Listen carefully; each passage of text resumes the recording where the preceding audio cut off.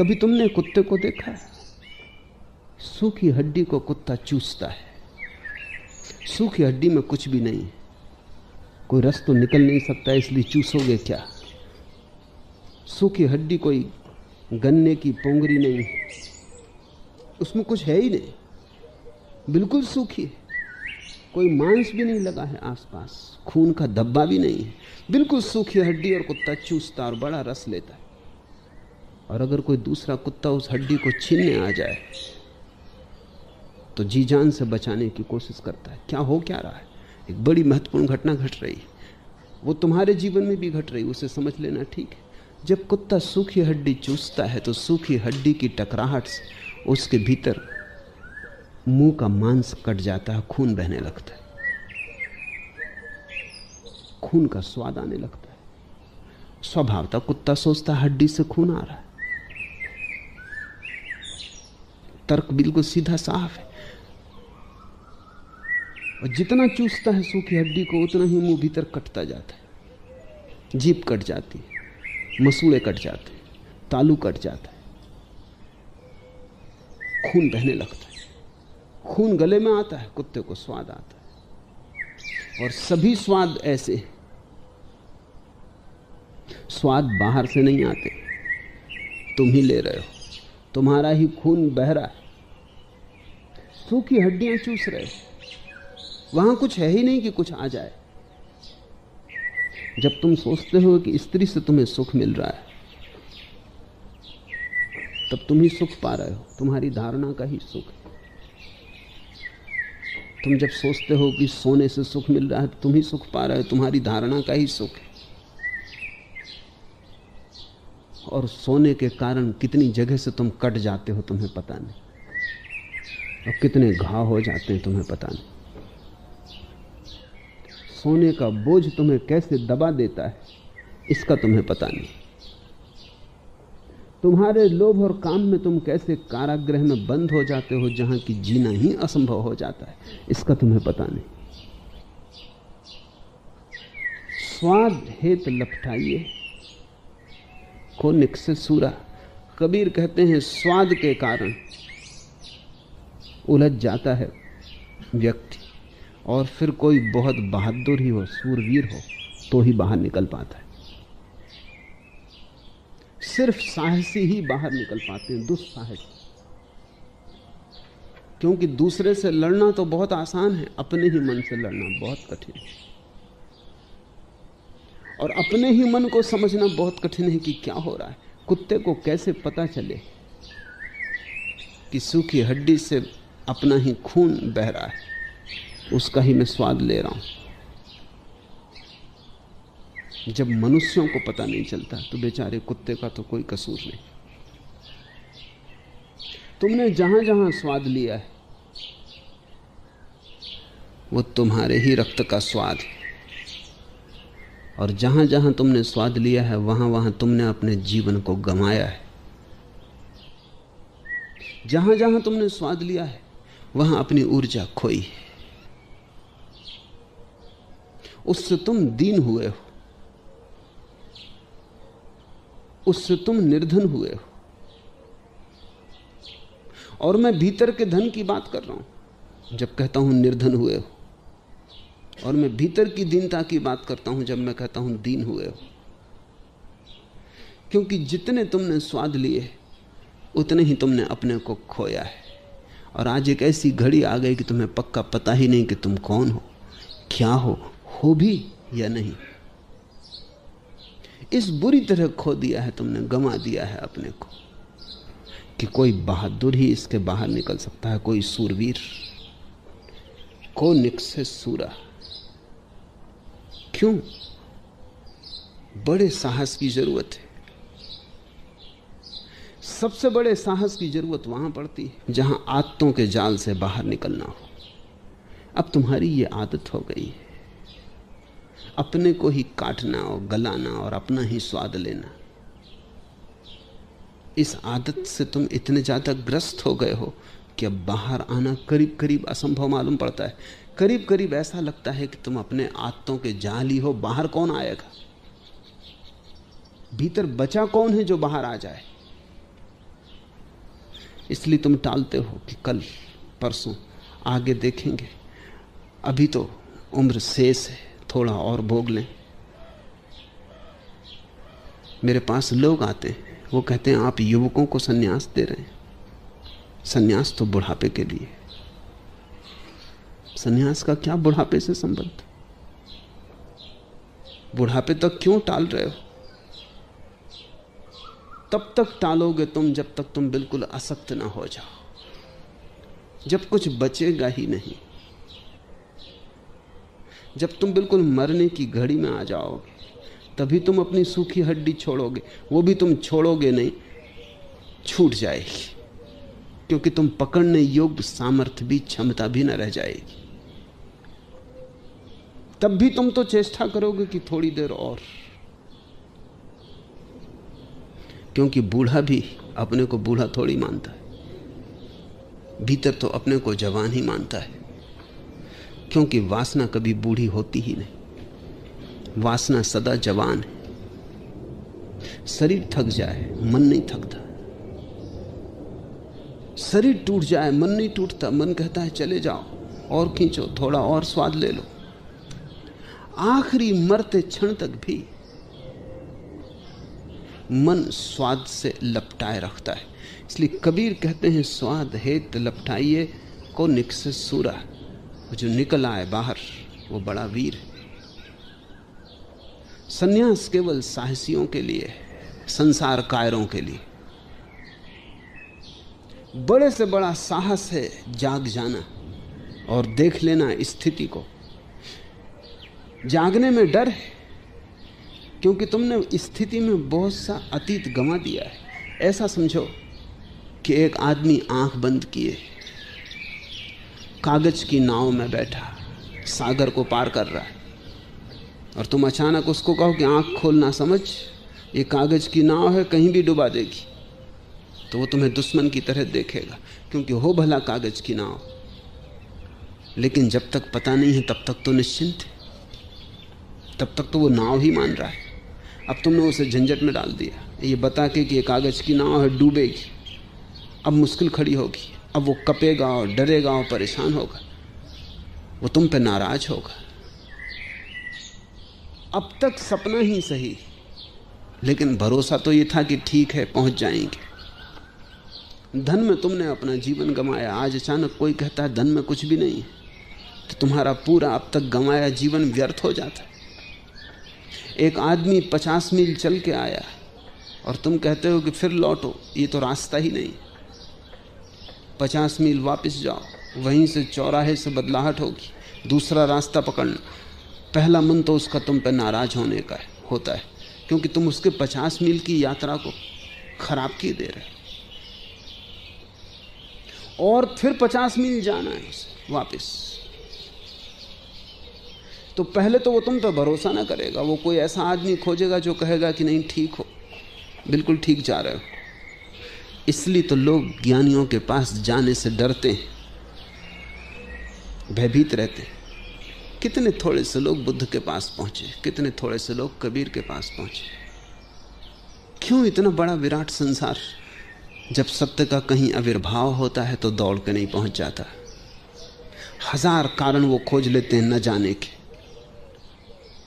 जाने का कारण वो नहीं खोजते, क्योंकि भीतर एक भय है कि इस तरह के आदमी के पास जाने का मतलब ये है कि अब तक तुम जो थे, तुमने जो भी किया वो सब गलत। ये जरा जरूरत से ज्यादा घबराने वाला है, तो फिर पूरा जीवन अब तक का बेकार गया। तो तुम मूढ़ थे, ना समझ थे। ज्ञानी के पास जाने का भय ये है, वही भय जो ऊंट को हिमालय के पास जाने से लगता है। इसलिए ऊंट रेगिस्तान में रहते, हिमालय की तरफ नहीं जाते। रेगिस्तान में वही हिमालय। जब तुम ज्ञानी के पास जाते हो तो अचानक तुम्हारा अज्ञान साफ होता है, घबराहट होती है। ज्ञानी की प्रकाश रेखा के समक्ष तुम्हारी अंधेरी रेखा बिल्कुल प्रकट हो जाती। तो आदमी मित्रता अपने से ज्यादा अज्ञानियों की करता है। कोई साहसी, कोई सूरवीर ही ज्ञानियों के पास जाता है। इससे बड़ा कोई साहस नहीं है कि कोई इस बात को समझने को राजी हो कि अब तक जो मैं था वो गलत था। इससे बड़ा कोई साहस नहीं है कि अब तक जिस रास्ते पे मैं चला वो भ्रांत था और मैं फिर से आबासा से शुरू करने को राजी हूं। मन समझाएगा कि इतने दिन चल रही है, थोड़े दिन और बचे, अब क्यों परेशानी में पड़ते हो, थोड़े दिन और गुजार लो इसी रास्ते पर। पहुंचे नहीं पहुंचे, लेकिन पहुंचने की आशा तो बनी है। मेरे एक शिक्षक थे, आस्तिक थे, भजन कीर्तन पूजा पाठ करते। मैं जब भी गांव जाता, मुझे स्कूल में पढ़ाया था तो उनको मैं मिलने जाता, कुछ बात होती। एक बार मैं गांव गया तो उनका लड़का आ गया और मुझे कह गया कि आप घर मत आना, पिताजी ने खबर भेजी, यद्यपि वे दुखी हैं लेकिन असमर्थ हैं, आप घर मत आना। मैंने कहा एक बार तो आऊंगा, कम से कम ये पूछने की मामला क्या है, फिर कभी नहीं आऊंगा।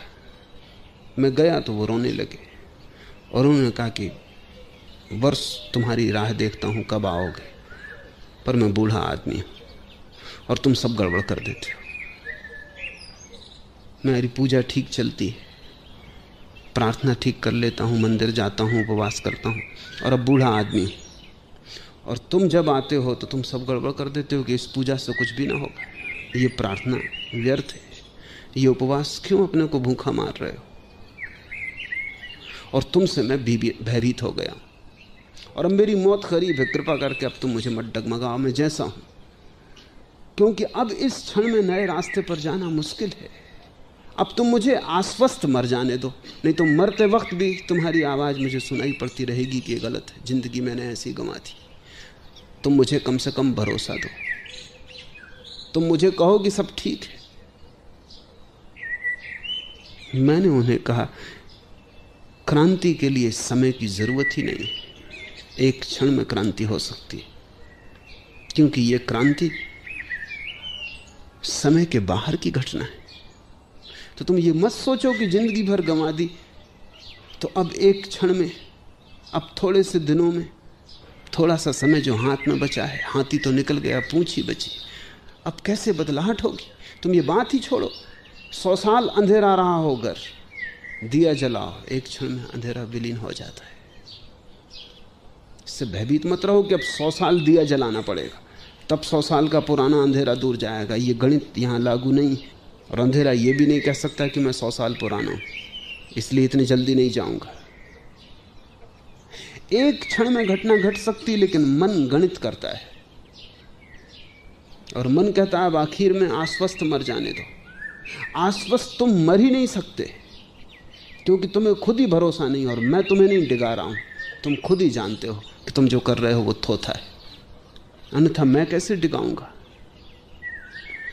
गलत करने वाला बिल्कुल भली भांति जानता है, कितना ही समझाए, कितना ही अपने को उलझाए, कितना ही शब्दों का जाल रचे, सांत्वना का घर बनाए, गलत करने वाला गहन तल पे जानता है कि गलत हो रहा है। मुल्ला नसरुद्दीन मर रहा था, जिंदगी भर अल्लाह का नाम लिया, प्रार्थना, पूजा, मस्जिद, कुरान का पाठ किया नियमित, और मरते वक्त आखिरी क्षण में उसने जोर से कहा कि हे शैतान, हे अल्लाह, कृपा कर। पास खड़े मौलवी ने पूछा कि नसरुद्दीन मरते वक्त ये क्या कह रहे हो। उसने कहा कि अब सच्ची बात ही कह दूं, मुझे पक्का नहीं है कि अल्लाह मालिक है दुनिया का कि शैतान, और कभी पक्का नहीं रहा, और मरते वक्त दोनों को राजी कर लेना उचित है, जो भी हो। ये मौका कोई जिद करने का नहीं,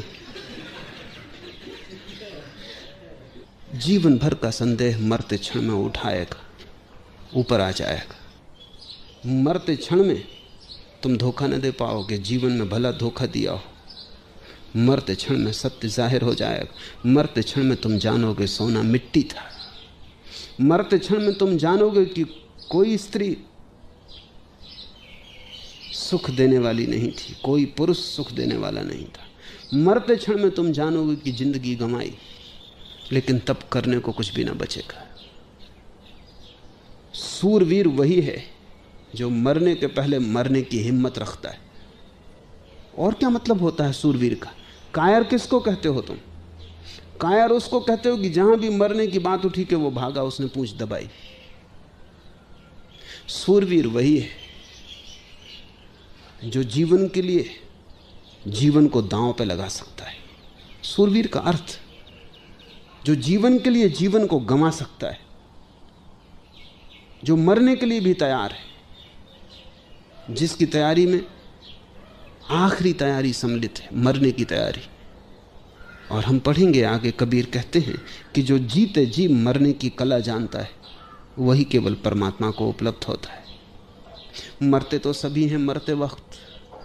सन्यासी वही है जो मरने के पहले मर जाता है और जो कह देता है इस जीवन में कोई सार नहीं, इस जीवन के लिए मैं मरा हुआ मैं एक नया जीवन की शुरुआत करता हूं और एक नए प्रकाश पथ की यात्रा। बाहर खोज कर देख लिया, नहीं कुछ पाया। अपने ही मन की भ्रांतियां थीं, अपने ही मन का फैलाव था। अब पसारा वापस उठा लेता हूं, जाल उठा लेता हूं, अब भीतर की यात्रा पर चलता हूं। अंतर यात्रा निर्णय है साहस का। बाहर की तरफ तो सभी जाते हैं, भीतर की तरफ कोई सूरवीर। बाहर की तरफ तो पशु भी जाते हैं, पक्षी भी जाते हैं, पौधे भी जाते हैं। तुम्हारा कुछ गुण गौरव नहीं कि तुम बाहर की तरफ जाते हो। भीतर की तरफ न पशु जाते हैं, न पक्षी जाते हैं, न पौधे जाते हैं। केवल मनुष्य जा सकता है। सभी मनुष्य नहीं जाते, कोई सूरवीर जा सकता है। अंतर यात्रा सबसे कठिन यात्रा है। चांद पर पहुंचना आसान, क्योंकि वो भी बाहर की यात्रा है। गौरी शंकर पर चढ़ जाना आसान, क्योंकि वो भी बाहर की यात्रा है। अपने भीतर आ जाना सबसे कठिन यात्रा है, क्योंकि उस भीतर आने में तुम्हें अपने जन्मों जन्मों के आत्तों के जाल तोड़ने पड़ेंगे। जन्मों जन्मों के स्वाद व्यर्थ हैं, ऐसे जानने की क्षमता जुटानी पड़ेगी। और अब तक तुमने जो भी किया वो सपना था। इसे झेल लेने की हिम्मत बड़ी से बड़ी हिम्मत है। मैं अब तक गलत था, जन्मों जन्मों तक गलत रहा। ऐसी जिसकी प्रतीति सघन हो जाती, उसके जीवन में सही की शुरुआत हो गई, सत्य की तरफ पहला कदम उठा। जिसने जान लिया कि मैं अज्ञानी हूं, उसने ज्ञान के मंदिर की तरफ पहला कदम उठा लिया। एक कनक अरु कामनी जग में दोई फंदा, लोभ और काम। जग में दोई फंदा, इन पे जो न बंधावई, ताका मैं बंदा। और कबीर कहते हैं मैं उसके पैर दाबूं जो इन दो में न बंधे, मैं उसका बंदा। देह धरे इन माही बास, कहूं कैसे छूटे। लेकिन सवाल यह है कि देह में रहते हुए, देह में बसते हुए इनसे कैसे संबंध छूटे। लोभ, काम, ये बड़ा गहन है, क्योंकि देह में हम हैं ही इसीलिए कि अतीत में हमने कामना की, जन्मों जन्मों तक हमने काम वासना जुटोई, उसके कारण ही हम देह में। इसलिए तो ज्ञानी को फिर देह नहीं, उसका पुनरागमन समाप्त, उसका आना जाना बंद। हम देह में आए इसलिए हैं कि हमने न मालूम कितनी वासना इकट्ठी की है, और हम देह को चाहे। मरते वक्त भी आदमी चाहता है और 2 क्षण रुक जाऊं। मरते वक्त भी नए जन्म की आकांक्षा रहती, फिर जन्म पालो। वही आकांक्षा नए जन्म में ले आती, नई देह में ले आती। काम के कारण हम देह में, देह का कण कण काम वासना से बना है। 3 वासनाएं तुम में मिल रही हैं, तुम एक संगम हो महावासनाओं के। एक तुम्हारी वासना जो कि मूल आधार है, जिससे तुम पिछले जन्म से इस जन्म में आए। फिर तुम्हारे पिता की वासना, तुम्हारी माँ की वासना, जिन दोनों ने मिलकर तुम्हें देह दी। इन 3 वासनाओं से तुम बने हो। तुम्हारी देह इन 3 वासनाओं का संगम। 2 तो दिखाई पड़ती हैं, जैसे गंगा और यमुना, तीसरी सरस्वती दिखाई नहीं पड़ती। 2 तो दिखाई पड़ते हैं, तुम्हारे पिता और तुम्हारी माता, और तीसरी तुम्हारी वासना सरस्वती की तरह दिखाई नहीं पड़ती। वही असली है। ये 2 तो सहयोगी हैं, क्योंकि तुमने न चाहा होता तो तुम्हारे पिता और माँ की वासना तुम्हें इस जगत में न ला सकती थी। तुमने चाहा, उनकी वासना सहयोगी बन गई, तुम गर्भस्थ हुए। तुम्हारे शरीर का रोआ रोआ कण कण वासना से बना है। और लोभ, इसे थोड़ा समझ लेना चाहिए कि और सब लोभ, शरीर के प्रति हमारी जो लोभ की दृष्टि है उसी के फैलाव है। तुम अपने घर के प्रति लोभी हो। क्यों? जो व्यक्ति अपने शरीर के प्रति लोभ छोड़ देता है, उसका घर के प्रति लोभ अपने आप छूट जाता है, क्योंकि शरीर ही मूल घर है। फिर बाहर का घर तो इसी घर के लिए सुविधा है। जो व्यक्ति शरीर के प्रति लोभ छोड़ देता है, उसका सोने के प्रति लोभ छूट जाता है, क्योंकि सोना तो फिर इसी घर की सजावट है। और जो इस शरीर के प्रति लोभ छोड़ देता है, धन संपत्ति से उसका लोभ अपने आप छूट जाता है, क्योंकि उन सब का उपयोग इस शरीर के लिए ही है। तो शरीर तुम्हारे काम और तुम्हारे लोभ का आधार है। इसलिए जगत में एक बहुत बड़ा चमत्कार है। अनेक बार बुद्ध से पूछा गया है कि जब आपकी वासना खो गई, जब आपको ज्ञान का आविर्भाव हो गया, जब आप बुद्धत्व को उपलब्ध हो गए, तो फिर आप शरीर में कैसे जी रहे हो? ये प्रश्न संगत है,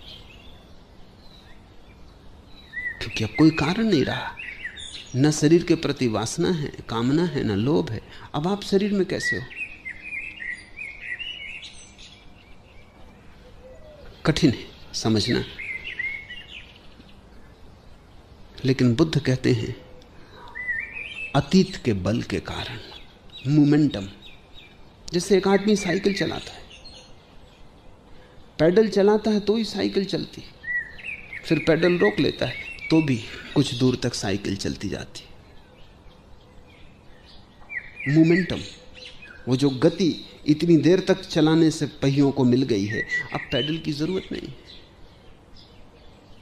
कुछ यात्रा बिना पैडल के भी हो जाती।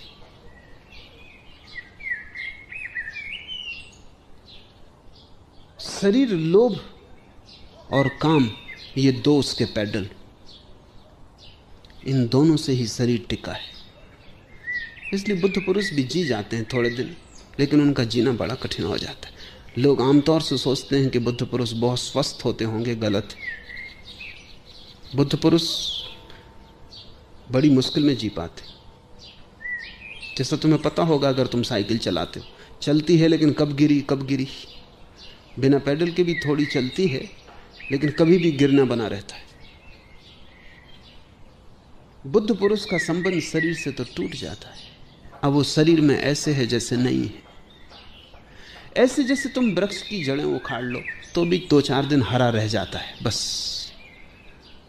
जड़ें तो टूट गई हैं जमीन से, लेकिन वृक्ष 2-4 दिन हरा रह जाता है। इतनी संचित जल राशि उसके भीतर है जिससे हरा रह जाता है। संचित बल है अतीत का जिससे हरा रह जाता है। बुद्ध भी, महावीर, रमन,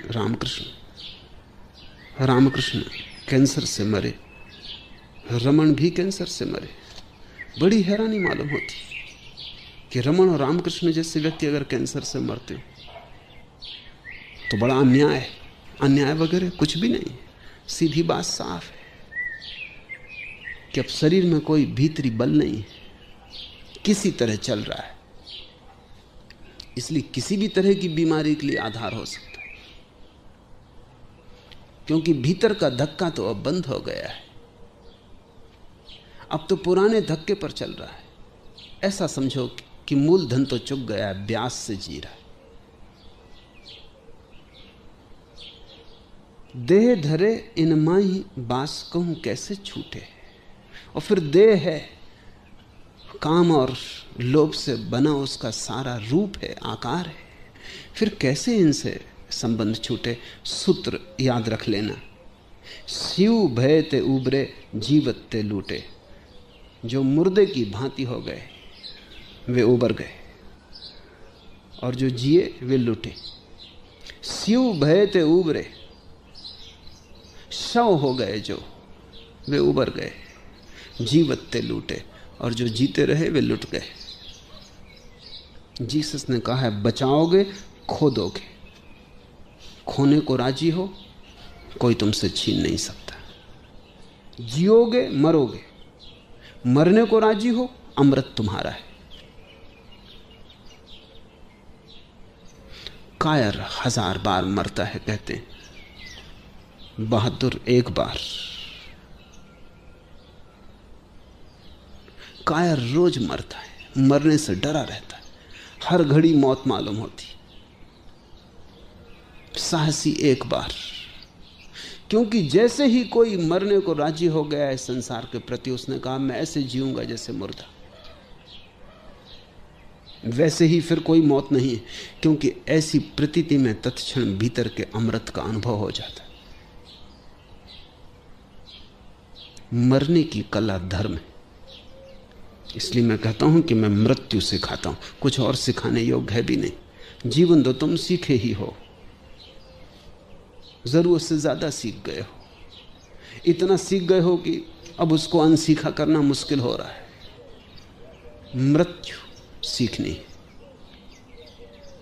धर्म मृत्यु की कला है, और तुम चाहो तो कह सकते हो अमृत की कला भी, क्योंकि इधर मरे उधर अमृत हुए। इधर तुमने संसार की तरफ से आंख बंद की कि अपनी तरफ आंख खुली, और आंख एक ही तरफ खुल सकती, या तो बाहर देखो या भीतर। दोनों तरफ एक साथ ना देख सकोगे। कैसे देखोगे? दृष्टि या तो बाहर जा रही तो तुम बाहर यात्रा कर रहे हो, तब अपनी तरफ पीठ है, इसलिए अमृत का पता नहीं चलता कि तुम कौन हो। जब जीवन ऊर्जा भीतर की तरफ जा रही, दृष्टि भीतर मुड़ती है, अंतर्मुखी होती, आंख बंद हो जाती, सब द्वार बंद हो जाते।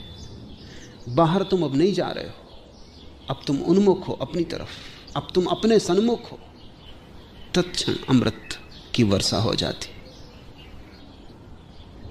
सहजो बाई ने कहा है, उस घड़ी में बिन घन परत फुहार, कोई बादल नहीं दिखाई पड़ता और अमृत की वर्षा होती। बिन घन परत फुहार, रोआ रोआ नहा जाता है, परमात्मा में स्नान हो जाता है। एक ही तीर्थ है, वो तुम हो, लेकिन तुम अपनी तरफ पीठ किए चल रहे हो। शिव भय ते उबरे जीवत ते लूटे। क्या करो, कैसे करो कि तुम जीते जी मुर्दा हो जाओ? ऐसा हुआ। रूस में एक बहुत बड़ा विचारक और लेखक हुआ दोस्तोयेवस्की। वो जब जवान था तो क्रांति के कारण पकड़ा गया और जार ने उसे मृत्यु का दंड दिया। 10 और साथी थे, सबको मृत्यु का दंड मिला। एक दिन सुबह 6 बजे उनको गोली मार देने का तय था। गड्ढे खोद दिए गए, 10 को गड्ढों के ऊपर खड़ा कर दिया गया। सैनिक संगीने लेकर खड़े हो गए। चर्च की घड़ी में देख रहे हैं कि जैसे 6 का घंटा बजे और कांटा 6 बजाए, गोली मार दी जाए। एक एक पल भारी हो गया होगा। 5 मिनट बचे, 4 मिनट बचे, 2 मिनट बचे, कि 1 मिनट बचा, कि अब सेकंड सेकंड का हिसाब होने लगा होगा। सबकी आंखें घड़ी पे टकी। 6 बजे घड़ी का घंटा हुआ। गोली चलती इसके पहले एक घुड़सवार आया, भागा हुआ, संदेश दिया कि मृत्यु की सजा आजीवन कारावास में बदल दी गई है। लेकिन जैसे ही 6 की घड़ी का घंटा बजा, एक आदमी तो गिर गया, ये सोच के कि मर गए, खत्म हुआ मामला। एक आदमी तो गिर गया, खबर दे दी गई कि घबराएं मत, आजीवन कारावास में बदल दी गई है सजा। लेकिन वो आदमी जिंदगी भर जिंदा रहा, लेकिन और ही ढंग से जिंदा रहा। वो लोगों से कहता मैं तो मर गया। लोग उसे पागल समझते, लोग उसका मजाक उड़ाते, लेकिन उसकी आदमी की जिंदगी में क्रांति हो गई। न लोभ रहा, न मोह रहा, न कोई लगाव रहा, न कोई आसक्ति रही। रहता, चलता, उठता, बैठता, काम करता, लेकिन जब भी कोई उससे पूछता तो वो कहता कि फला तारीख को सुबह 6 बजे मैं मर गया। अचानक वो आदमी संन्यास्त हो गया। दोस्तोवस्की भी उनमें एक था, उसने भी लिखा है कि उस घड़ी के बाद मैं दूसरा ही आदमी हो गया, क्योंकि पक्का ही मान लिया था कि मौत होने ही वाली है। 6 बजते बजते साफ हो गया था कि बस खत्म हो गए। फिर बच गए, लेकिन उस घड़ी जो खत्म होने का भाव हो गया वो क्रांति ले आया। संन्यास्त ऐसी ही भाव दशा है कि तुम्हारा बोध एक ऐसी जगह आ जाए जहां तुम इस बात को ठीक से समझ लो कि इस जिंदगी में कुछ भी पाने जैसा नहीं, इस जिंदगी में सिवाय मौत के और कुछ मिलता ही नहीं। बोध इतना सघन हो जाए कि तुम अपने हाथ से ही कह दो कि हम मर गए। उसी दिन से तुम जल में कमलवत हो जाओगे, चलोगे, काम करोगे, उठोगे, बैठोगे, लेकिन जीवन का जो स्वाद है, जो रस है, वो खो जाएगा। बाहर की तरफ जो दौड़ है वो मिट जाएगी। रहे तो ठीक, न रहे तो ठीक, सब बराबर हो जाए।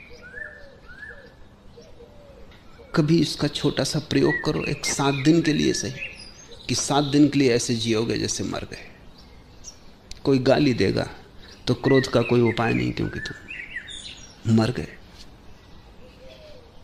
कोई जेब से पैसे निकाल ले तो क्या करोगे? ऐसा हुआ कि मुल्ला नसरुद्दीन अपनी पत्नी से पूछता था कि इस बात का पक्का कैसे होता होगा जब आदमी मर जाता है, उसको खुद के मैं मर गया। वो कभी कभी बड़े दार्शनिक सवाल उठा लेता। पत्नी ने कहा सिर ना खाओ और बेकार की बातें मत उठाओ, जब मरोगे तब पता चल जाएगा, हाथ पैर ठंडे हो जाएंगे। अब और क्या कहे। एक दिन गया था जंगल में लकड़ी काटने, सर्दी के दिन थे और ठंडी हवा चल रही थी, हाथ पैर ठंडे होने लगे। उसने कहा मारे गए। कुल्हाड़ी नीचे पटक के, जैसा कि मुर्दा आदमी को करना चाहिए, वो जल्दी से लेट गया। अपने गधे को जिस पर लकड़ी ले जानी थी वो उसने वृक्ष से बांध रखा था, वो लेट गया, आंखें बंद कर ली। उसने कहा अब कुछ करने को नहीं बचा, मामले ही खत्म, हम घर खबर भी नहीं भेज सकते, कोई है भी नहीं, और हाथ पैर ठंडे हो रहे हैं, जाहिर है।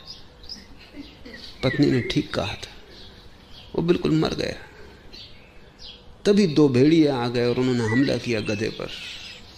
मुल्ला नसरुद्दीन ने कहा अब क्या कर सकता हूँ, काश आज जिंदा होता है तो ये भेड़िए मेरे गधे के साथ ऐसा व्यवहार न कर पाते, मगर अब बात खत्म हो गई। अगर तुम 7 दिन के लिए भी सोच लो कि मर गए, तुम्हें जीवन का एक नया दर्शन होगा। कोई गाली देगा, तुम सुनोगे, करोगे क्या?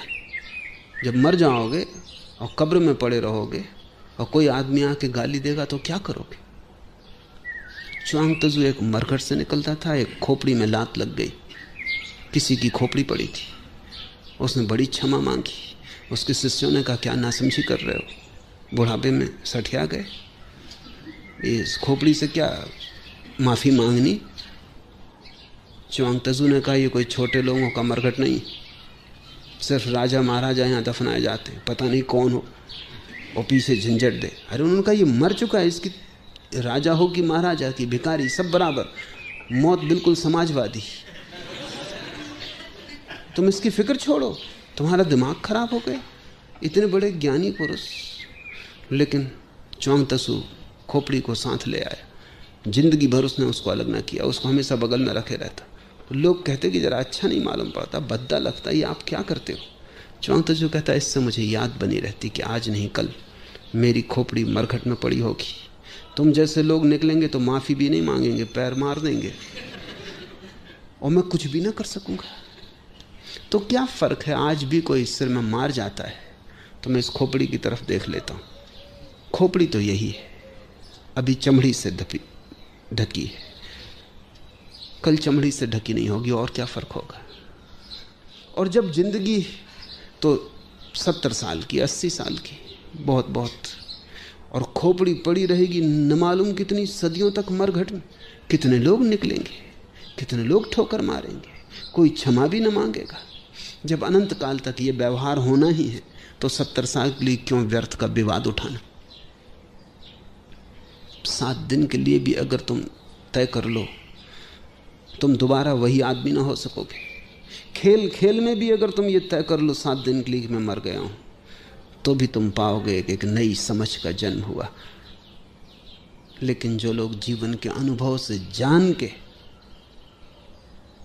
मृतवत हो जाते हैं, उनका तो कहना क्या। तब वे जीते हैं जहां तुम जी रहे हो, तुम जैसे ही जीते हैं, सब काम करते हैं, जो जरूरी है वो होता है, लेकिन उनके जीवन में फिर उन्माद नहीं रह जाता। लोभ, काम, क्रोध उनके जीवन से तिरोहित हो जाते हैं। क्योंकि लोभ, काम, क्रोध तो जीवन की आकांक्षा के हिस्से, जीवेषणा, लस्ट फॉर लाइफ, वो जो जीने की आकांक्षा है,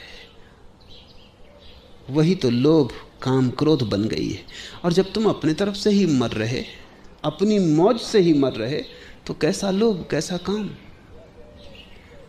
कुछ करना नहीं पड़ता, वे अपने आप ही खो जाते। इसलिए इसको मैं कहता हूं कुंजी। स्यू भय ते उबरे, जीवते लूटे। एक एक सु मिल रहा, तिन ही सच उपाया। और जो बाहर के जगत के लिए मर गया, वो भीतर के जगत के लिए जाग गया। जो बाहर के जगत में सो गया, वो भीतर के जगत में प्रतिष्ठित हो गया। और वहां जो मिलन हो रहा है, वो मिलन है एक का एक से। बाहर जो मिलन है वो एक का अनेक से, भीतर जो मिलन है वो एक का एक से। एक एक सो मिल रहा, तिन ही सच पाया। और अनेक झूठ है, जैसे अनेक लहरें सागर की झूठ है, एक सागर सच है। लहरें बनेंगी, मिटेंगी, सागर रहेगा। जो सदा रहे वही सच है, जो बने और मिटे वो सपना है। अनेक असत्य, एक ही सत्य है। एक एक सो मिल रहा, तिन ही सच पाया। जो एक से मिल गया उसने सत्य पा लिया। प्रेम मगन लौलीन, मन सो बहिर ना आया। और वहां जो घटना घटती है वो बड़ी अनूठी। प्रेमी, प्रेम पात्र दोनों ही वहां मिट जाते हैं और प्रेम ही शेष रह जाता है। जब प्रेमी मिलता है इस संसार में भी बाहर किसी प्रेम पात्र से, तो वो दो होते हैं। और फिर जीवन भर यही तो कोशिश होती है कि किस भांति एक हो जाएं, और नहीं हो पाते। इसलिए जीवन में दुख और पीड़ा होती, वो हो ही नहीं सकता बाहर। एक होने का कोई उपाय नहीं। कितनी ही चेष्टा करो, जितनी चेष्टा करो उतनी असफलता हाथ लगती। इसलिए प्रेमी बड़े दुखी हो जाते हैं। उनकी आकांक्षा तो सच है, जहां वो आकांक्षा को पूरा करने की चेष्टा कर रहे हैं वो स्थान गलत है। वो आकांक्षा भीतर तृप्त होगी। उनकी प्यास तो सही, लेकिन जिस सरोवर पर वो बैठे हैं वो सूखा है, वहां जल नहीं। जैसे ही कोई भीतर आया, वहां तत्क्षण जैसे एक ज्योति आए और दूसरी ज्योति से मिलकर एक हो जाए। दो दियों की ज्योतियों को पास रखो, दिए तो दो ही रहेंगे, ज्योतियां एक हो जाती। दिए तो कैसे एक हो सकते हैं? दिए तो अनेक दुनिया का, अनेक की दुनिया का हिस्सा है। शरीर दिया है मिट्टी का, उसके भीतर जलती आत्मा की ज्योति है। तुम दियों को एक करने की कोशिश कर रहे हो, बड़ी मुश्किल में रहोगे। अड़चन ही अड़चन हाथ लगेगी, असफलता अंत में, विषाद, संताप, चिंता, रोग, लेकिन कभी तुम स्वस्थ ना हो पाओगे। ज्योति मिल सकती है, क्योंकि ज्योति निराकार है। एक ज्योति दूसरी ज्योति के आकार से टकराती नहीं, आकार है नहीं। एक ज्योति दूसरी ज्योति में ऐसी लीन हो जाती जैसे वो सदा से एक थी, तुम फर्क भी ना कर पाओगे। गंगा और जमुना भी मिलती हैं तो तुम फर्क कर सकते हो कि ये रही गंगा, ये रही जमुना, रंग अलग अलग। लेकिन जब दो ज्योतियां एक से मिलती हैं तो तुम कोई फर्क ना कर पाओगे। अंतर ज्योति, जब तुम भीतर जाते हो, अचानक एक लपक और सिर्फ एक बचा। वहां न प्रेमी है, न प्रेसी है, न भक्त है, न भगवान है, सिर्फ प्रेम ही बचा। ऊर्जा बची, ज्योति बची।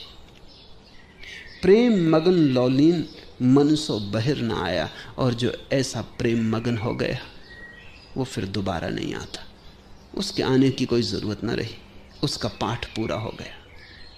कहे कबीर निश्चल भया निर्भय पद पाया।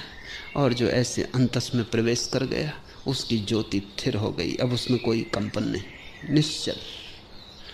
कोई हवा के झोंके अब उसे कपाते नहीं, क्योंकि भीतर कोई हवा के झोंके पहुंचते ही नहीं। जब तक तुम बाहर हो तब तक तुम कपते ही रहोगे। वहां हजार तूफान चल रहे हैं, लेकिन जब तुम भीतर अपने घर में लौट आए वहां कोई तूफान कभी नहीं पहुंचता। वहां निश्चल।